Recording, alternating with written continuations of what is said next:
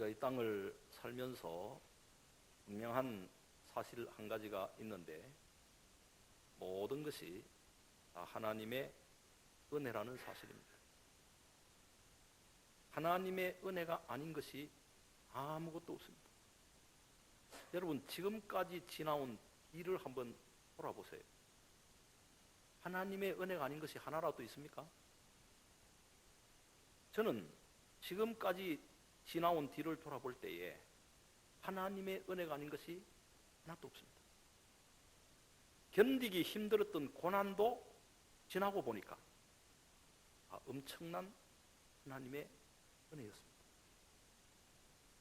하나님께서는 감당하기 힘든 고난을 통하여 모든 것이 유익하게 썼습니다.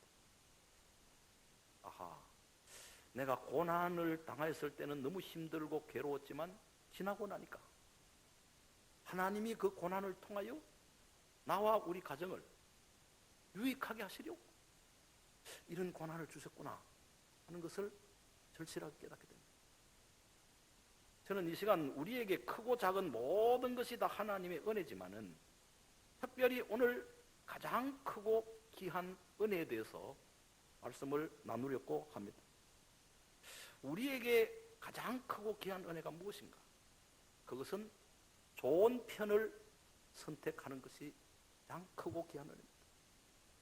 우리가 이 땅을 살다 보면은 끊임없이 무엇을 선택하며 살아갈 수밖에 없습니다. 그런데 이때 좋은 편을 선택하는 것, 이것이 가장 큰 축복이며 가장 큰 은혜입니다.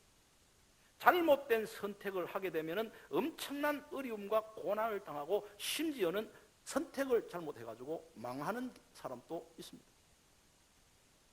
그러므로 우리는 좋은 편을 선택하는 것이 가장 큰 은혜임을 깨달아야 하는 것입니다. 오늘 말씀해 보시면 예수님께서 길을 가시다가 마르다와 그 동생 마리아의 집을 방문하게 되었는데, 이때 예수님께서 마리아를 향하여 좋은 편을 선택하였으니 빼앗기지 아니하리라 하고 칭찬을 하셨습니다. 오늘 말씀 여러분 42절입니다. 42절. 몇 가지만 하든지 혹은 한 가지만이라도 족하니라. 마리아는 이 좋은 편을 선택하였으니 빼앗기지 아니하리라 하시니라. 그렇습니다. 마리아가 좋은 편을 선택했는데, 그렇다면 무엇을 선택하는 것이 좋은 편을 선택하는 것입니까? 첫째로 하나님의 말씀을 듣는 것을 선택하는 것입니다. 이것이 좋은 편을 선택하는 거예요. 하나님의 말씀 듣는 것을 선택하는 것, 이것이 가장 좋은 편을 선택하는 것이고, 이것이 가장 크고 귀한 은혜인 줄로 믿으시기 바랍니다. 예수님께서 길을 가시다가 사랑하시는 마르다와 마리아 자매 집에 들어가시게 되었는데, 이때 언니 마르다는 예수님을 영접하기 위하여 음식을 준비하는 일을 선택을 했고, 음식을 준비하느라고 정신이 없었습니다. 그런데 그 동생 마리아는 예수님의 발치에 앉아서 예수님의 말씀을 듣는 일을 선택하였습니다. 오늘 39절에 그에게 마리아라 하는 동생이 있어 주의 발치 아래 앉아 그의 말씀을 듣더니 그랬습니다. 마르다는 예수님께서 오셨으니까 너무 반갑고 기뻐서 예수님을 잘 대접하기 위해 음식 준비하는 일을 선택을 하고 최대한 여러 가지 많은 종류의 음식을 만들어서 진수성찬으로 예수님께 대접하기를 원했습니다. 이것은 아마 대부분의 여자들이 마르다와 동일한 마음을 가질 것입니다. 누구든지 자기 집에 정말 반갑고 귀한 손님이 찾아오면은 아무렇게나 대접할 수가 없잖아요. 마르다와 같은 마음으로 지극정성을 다해서 음식을 준비하고 대접을 하게 될 것입니다. 지금은 집에 귀한 손님이 찾아오면 대부분 집에서 대접을 하지 않고 좋은 식당에 가서 다 대접을 하게 됩니다. 그러나 과거에는 그렇지 않았습니다. 내 집에 귀한 손님이 오면 전부 집에서 음식을 지극정성으로 대접을 했습니다. 저도 과거에는 신방을 가면 교인들이 외부에 가서 식사 대접하는 일이 없어요. 전부 신방한다 그러면 가정에서 지극정성으로 정말 음식을 잘 준비해가지고 그렇게 대접을 했습니다. 그러면서 몇 날 며칠 무슨 음식을 만들까? 목사님은 또 어떤 음식을 좋아할까? 이런 고민을 많이 하게 됩니다. 전에도 제가 말씀드렸지만은 제가 이제 신방을 가게 되면 첫 번째 집에 내가 신방을 가면 두 번째, 세 번째 집에서 첫 번째 집에 권사님이나 집사님에게 전화를 해요. 권사님, 오늘 권사님 댁에서 목사님 신방할 때 무엇을 잘 드시느냐고 그걸 물어요. 그래 다음날 가보면 첫날 신방했을 때 집에 나온 게 그대로 또 나와요. 그래서 지금도 제가 기억나는 게 그 무생채하고 계란 후라이. 이 집에서 이걸 목사님 이걸 잘 드시더라 이러면 그 집 다음 집에서 그게 또 나오는 거예요. 그런데 저는 신방할 때마다 조금 아쉬운 점은 신방할 때 하나님의 말씀을 듣는 준비를 음식 준비하는 것만큼 하지 않는 것 같아서 너무 신방할 때마다 아쉽다는 생각이 들어요. 신방 올 때 목사님 대접하기 위해 가지고는 지극정성으로 무엇을 대접할까, 무엇을 좋아할까 고민하고 준비하고 이렇게 벌써 일주일 전부터 고민하고 준비를 하는데 말씀의 은혜 받기 위해서 그렇게 기도합니까? 아, 이번 신방에 목사님 우리 가정에 무슨 말씀을 전하실까? 그 말씀을 통해서 내가 은혜 받고 그 말씀 붙잡고 1년 동안을 또 하나님의 은혜로 살아야 되겠다 이러면서 말씀 듣는 일에 그렇게 준비하는 걸 내가 별로 본 적이 없어요. 이게 신방할 때마다 늘 아쉬운 거예요. 마르다도 예수님께서 자기 집에 찾아오셨으니까 예수님을 잘 대접하기 위해 아주 지극정성으로 음식을 준비하느라 너무 분주하고 또 혼자 하려고 하다 보니까 너무 바빴습니다. 그런데 동생 마리아가 자기를 도와주기는 고사하고 예수님의 발 앞에 앉아서 말씀을 듣는 일에 정신이 팔려 있으니까 그걸 보는 순간에 마음에 분노가 일어났습니다. 화가 치밀었습니다. 그래서 예수님께 하는 말이 주여 나는 이렇게 음식 준비하느라 너무 분주하고 힘든데 내 동생 마리아에게 명하여 나를 도와주라고 하세요 하고 분노 섞인 말로 간청을 했습니다. 그러자 예수님께서 마르다에게 하는 말이 마르다야 내가 여러 가지 음식을 준비하느라 염려하고 근심하지만은 그렇게 염려하고 근심하지 말고 몇 가지만 하든지 꼭 한 가지만이라도 족하니까 간단하게 음식을 준비하고 너도 여기 와서 마리아처럼 하나님의 말씀을 들어라 하는 말씀입니다. 오늘 말씀대로 41절 이하에 보시면은 주께서 대답하여 이르시되 마르다야 마르다야 내가 많은 일로 염려하고 근심하나 몇 가지만 하든지 혹은 한 가지만이라도 족하니라. 사실 예수님께서 마르다와 마리아의 집에 찾아오셨을 때 지극정성으로 예수님을 대접하고자 하는 그 마르다의 마음은 대단히 귀한 것입니다. 그것이 결코 잘못된 것이 아닙니다. 너무 귀한 것입니다. 그런데 마르다가 지극정성으로 음식을 준비하는 일도 정말 귀한 일이지만은 그보다는 말씀을 듣는 것이 훨씬 더 귀하다는 사실을 예수님께서 가르쳐 주신 거예요. 마리아는 예수님의 말씀을 듣는 것을 간절히 사모하였고 마침내 예수님께서 자기 집에 찾아오셨을 때에 그 예수님의 발 아래 앉아서 정말 간절히 사모하는 마음으로 기쁜 마음으로 예수님의 말씀을 들었습니다. 오늘 우리 성도들은 세상의 그 무엇보다도 하나님의 말씀을 듣는 것을 간절히 사모하고 세상의 그 무엇보다도 말씀 듣는 편을 택해야 합니다. 이것이 가장 크고 놀라운 은혜가 되는 것입니다. 우리가 세상의 다른 것보다 하나님의 말씀을 듣는 편을 택하려고 하면 하나님의 말씀을 간절히 사모하는 마음이 우리 마음속에 일어나야 하는 것입니다. 말씀을 듣는 것을 간절히 사모하지 않는 사람이 어떻게 말씀 듣는 편을 택할 수가 있겠습니까? 사람은 누구든지 자기가 간절히 사모한 것을 선택하게 되어 있습니다. 여러분 시편 119편 131절에 내가 주의 계명들을 사모함으로 내가 입을 열고 헐떡였나이다. 시편 119편을 기록한 시편 저자는 하나님의 말씀이 너무 간절히 사모하여, 정말 하나님 말씀을 너무 간절히 사모하는 마음이 불릴 듯 일어나서 내가 입을 열고 헐떡였다 그랬습니다. 입을 열고 헐떡였다. 입을 열고 헐떡였다. 이해가 됩니까?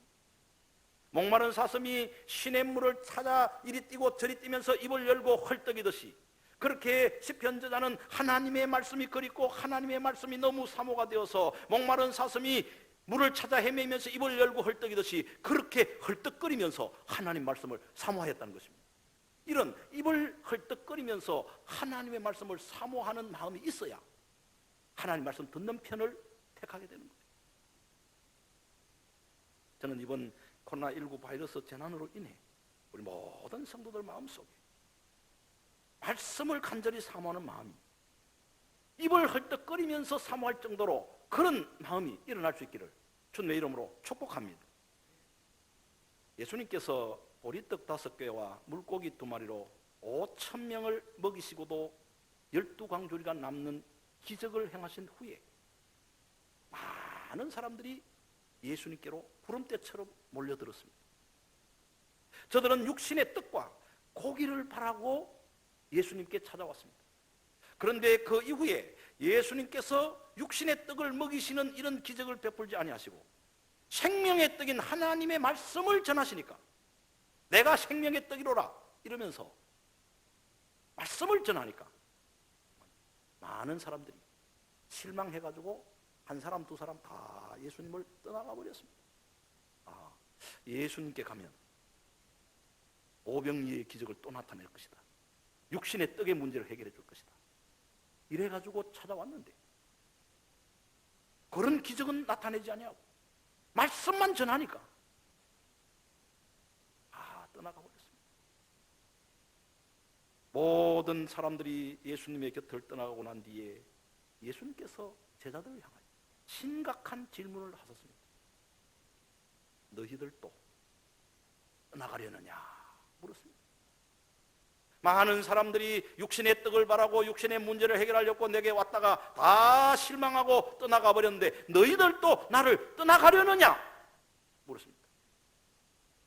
이때 우리가 너무나 잘 아는 대로 베드로가 너무 중요한 고백을 했습니다. 요한복음 6장 68절입니다.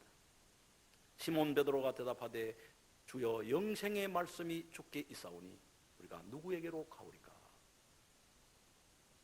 많은 사람들이 오병이어의 기적을 체험하고 육신의 떡을 바라고 육신의 문제를 해결하려고 예수님을 찾아왔다가 말씀만 전하니까 실망해서 다 떠나갔는데 너희들도 떠나가려나 할 때에 베드로가 영생의 말씀이 주께 있사오니 누구에게로 가오리까?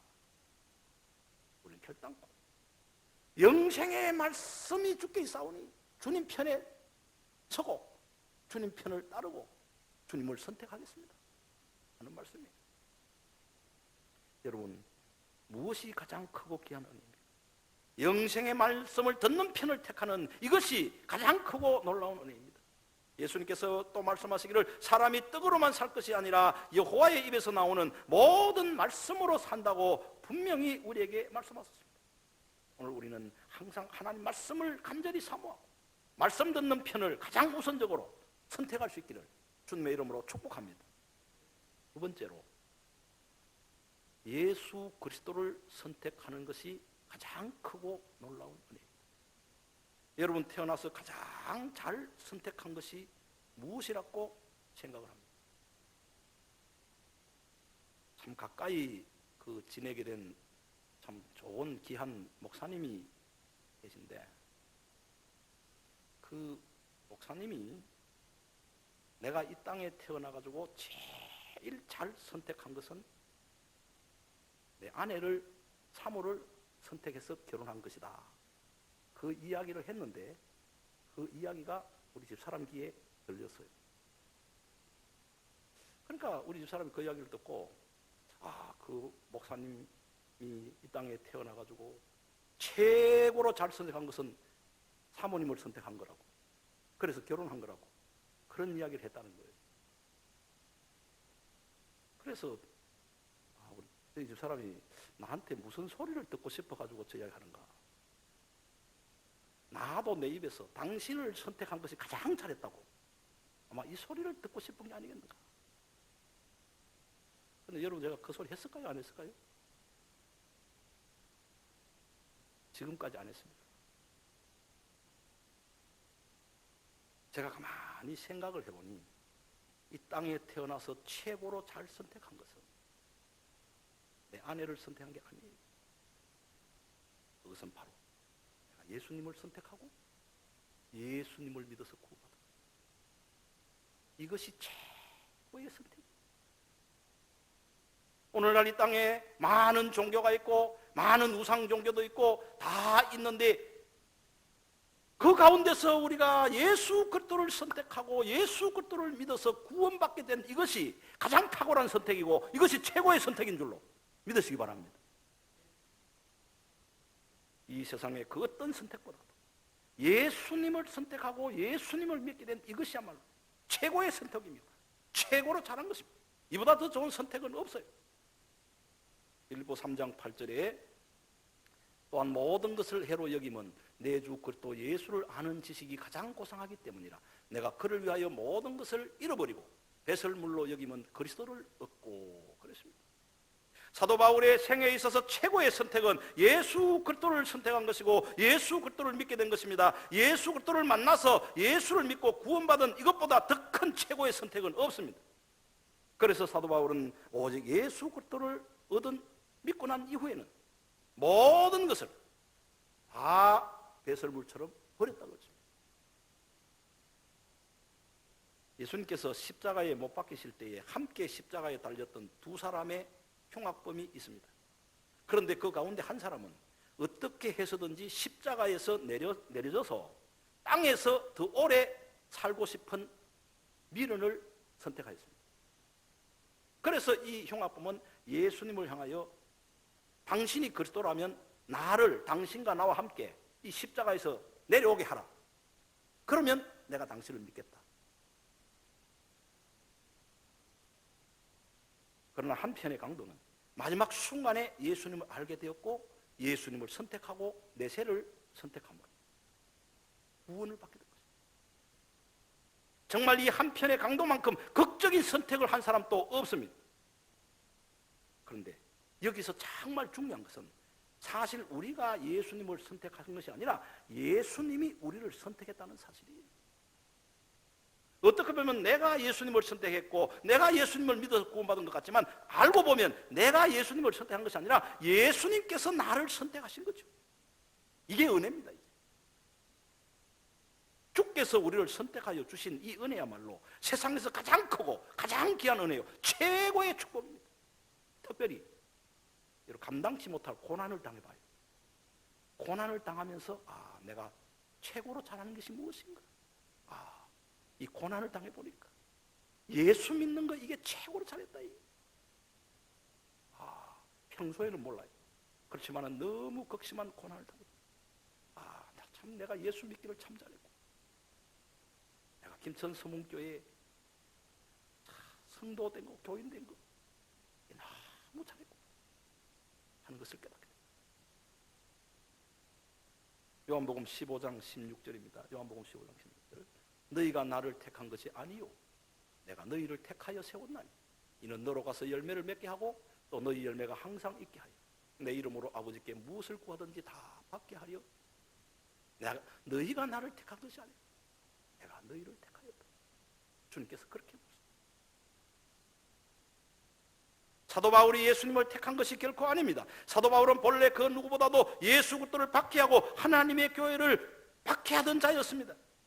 죄인 중에 괴수였습니다. 흉악범이었습니다. 그런데 부활하신 예수님께서 그러한 사도 바울을 찾아오시고 바울을 선택하여 구원하여 주신 것입니다. 에베소 1장에 하나님께서 창세전에 예수 그리스도 안에서 그 기쁘신 뜻대로 우리를 선택하사 하나님의 자녀 삼아 주셨다고 말씀한 것입니다. 우리가 예수님을 선택하고 예수를 믿어 구원받은 것이 최고의 선택인데 이것은 우리가 선택한 것이 아니라 하나님께서, 주께서 우리로 하여금 예수 그리스도를 믿게 하시고 예수 그리스도를 선택하게 하신 것입니다. 이것이 우리가 이 땅에 태어나서 가장 크고 가장 귀한 은혜입니다. 이것을 깨닫는 자가 복이 있습니다. 가룟 유다는 예수님의 제자가 되었으나 결국은 예수님을 선택하지 못하고 돈을 선택함으로 팔아서는 안 되는 예수 그리스도를 팔아버리고 멸망의 길로 가버리고 말았습니다. 오늘 우리는 우리 예수 그리스도를 선택하게 하시고 구원해 주신 하나님의 은혜에 감사하면서 끝까지 믿음 생활 잘 할 수 있기를 주님의 이름으로 축원합니다. 세 번째로 신앙적인 것을 우선 선택하는 것입니다. 우리가 평생 살다가 보면 끝없이 많은 선택을 하며 살아갑니다. 그런데 우리가 선택을 하다 보면 육신적인 것과 영적이고 신앙적인 것 가운데 하나를 선택할 수밖에 없는 때가 있습니다. 이런 때에 육신적인 것보다 영적인 것을 선택하는 것이 가장 크고 가장 놀라운 은혜입니다. 아브라함이 하나님의 말씀에 순종하여 친척 본토 아비집을 떠날 때 아브라함의 조카 롯이 아브라함과 함께 고향을 떠나는 것은 그야말로 롯에게 있어서 최고의 선택이. 여러분, 하나님께서 조카 롯에게 너 아브라함을 따라 떠나라 말씀 안 하셨어요. 그저 아브라함에게 아브라함아 너는 본토 친척 아비집을 떠나서 내가 지시할 땅으로 가라고 하나님께서 아브라함에게 말씀하셨어요. 그런데 아브라함이 혈혈단신으로 하나님의 말씀을 순종하여 고향을 떠날 때에 거기에 있던 많은 친척들, 많은 가족들이 한 사람도 아브라함을 따라가는 사람이 없었습니다. 그런데 유일하게 조카 롯이 나는 아브라함을 삼촌을 따라가야 되겠다. 이래가지고 선택을 해가지고 아브라함을 따라간 이 선택은 최고의 선택이었습니다. 그런데 가나안 땅에 함께 살다가 보니까 아브라함의 소떼와 양떼도 많아지고 조카 롯의 소떼와 양떼도 많아지고 이게 너무너무 부하게 되니까 아브라함의 소떼와 양떼를 지키는 목자들하고 조카 롯의 소떼와 양떼를 지키는 목자들이 좋은 초장을 차지하려고 좋은 풀밭을 차지하려고 서로 간에 막 싸움이 났어요. 그래서 이때에 아브라함이 이제는 더 이상 조카 롯하고 나하고 함께 거할 수가 없게 되었구나. 헤어져야 되겠다. 판단을 했습니다. 그래서 조카 롯을 불렀습니다. 야야, 너도 소떼가 많아지고 양떼가 많아지고 나도 많아지고 너의 목자하고 내 목자하고 서로 이렇게 자꾸 좋은 풀밭을 차지하려고 초장을 차지하려고 싸우니까 우리가 그만 헤어지자. 네가 오른쪽을 하면 내가 왼쪽을 하고 네가 왼쪽을 하면 내가 오른쪽 하겠다. 그때의 조카 롯이 영적이고 신앙적인 것을 선택하지 않고 육신적인 것만 보고 소돔과 고모라 땅을 선택을 해버렸습니다. 창세기 13장 10절입니다. 이에 롯이 눈을 들어 요단 지역을 바라본 적 소알까지 온 땅에 물이 넉넉하니 여호와께서 소돔과 고모라를 멸하시기 전이었으므로 여호와의 동상 같고 애굽 땅과 같았다는 것입니다. 여기 보면 소돔과 고모라가 여호와의 동상 같고 애굽의 동상 같았다. 이거는 물이 넉넉하고 기름지기가 말로 다 할 수 없는 푸른 초장이 있는 너무 기가 막힌 땅이에요. 그런데 이 조카 롯이 아브라함이 본토 친척 아비집을 떠날 때는 정말 너무 잘 선택하여 그렇게 따라왔는데 이 결정적인 순간에 영적인 것을 선택하지 못하고 육신적인 것만 딱 바라보고 선택함으로 최악의 선택을 하고 말았습니다. 가장 잘못된 선택을 하고 말았습니다.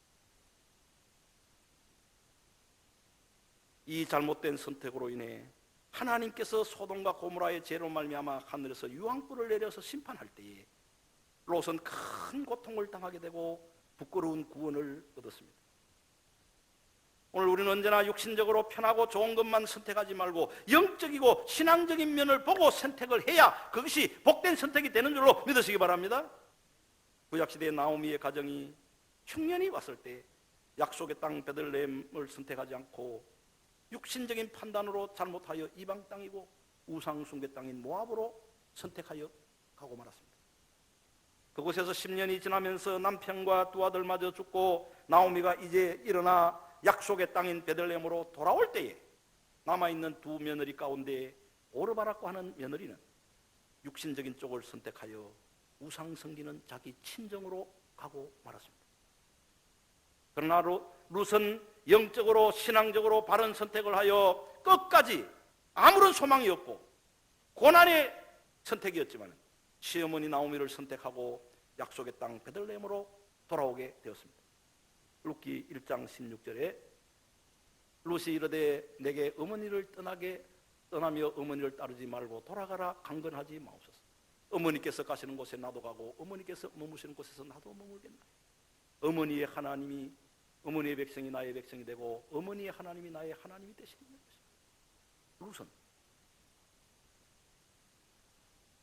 동서인 오르바와 같이 육신적인 것을 선택하지 영적인 것을 선택합니다.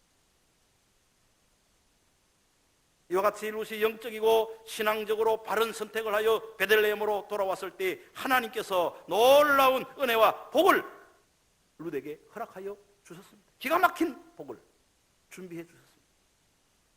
오늘 우리는 정말 기도하면서 이 어려운 때에 하나님의 크신 은혜로 바른 선택을 하여 놀라운 하나님의 은혜를 다 누리시기를 주님의 이름으로 축복합니다.